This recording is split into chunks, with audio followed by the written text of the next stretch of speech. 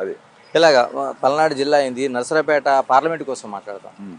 లావు శ్రీకృష్ణదేవరాయల్ని మీరు 7 కలిపి 7 అసెంబ్లీ నియోజకవర్గాల నుంచి ఘనంగా గెలిపించి రాయపాటి సాంబశివరావు లాంటి ఒక సీనియర్ లీడర్ పైన గెలుపు తీసుకొచ్చారు. ఇప్పుడు ఆయన టీడీపీలోకి వెళ్ళాడు. ఎలాంటి ప్రభావం చూపించబోతుంది మీ పార్టీ పైన? అంటే ఎవరికైనా పార్టీ లైన్ అనేది చాలా ఇంపార్టెంట్. పార్టీ లైన్ దాటిన తర్వాత ఏదో మంచిగా వెళ్ళి పలకరించవచ్చు, లేకపోతే మీకు పరిచయం ఉండొచ్చు, కానీ అది ఓటు వరకు ఎంతవరకు వెళ్తుంది అనేది చాలా ముఖ్యమైన విషయం. సో నేను అనుకోవటం ఆయన వెళ్ళినా సరే ఒక సరైన అభ్యర్థి, ఒక ధీటైన అభ్యర్థి అనిల్ కుమార్ యాదవ్ రూపంలో మేము తీసుకురావడం జరిగింది, జగన్మోహన్ రెడ్డి గారు పంపించడం జరిగింది.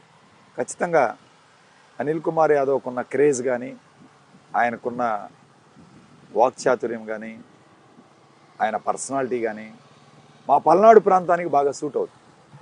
అంటే బయట నుంచి వచ్చినా సరే యాక్సెప్ట్ చేశారు. ఎందుకంటే మీకు గత చరిత్ర కూడా ఉంది, చాలా మంది బయట నుంచి వచ్చిన వాళ్ళందరూ గెలిపించారు. నెల్లూరు నుంచి ముఖ్యంగా మేకపాటి రాజమోహన్ రెడ్డి గారు వచ్చారు, నేదురుమల్లి జనార్దన్ రెడ్డి గారు వచ్చారు, వాళ్ళందరినీ గెలిపించాం.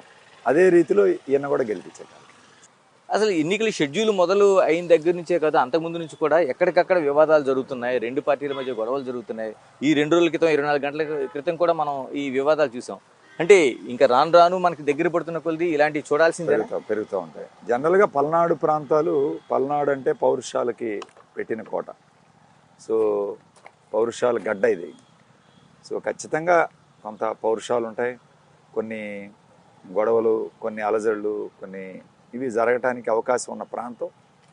అంటే గతంలో హిస్టరీలో కూడా చూస్తే ప్రతిసారి కొంత మేరకు అయితే రాను రాను తగ్గుతూ ఉంది. ఎప్పుడు పెరిగిన సందర్భాలు లేవు.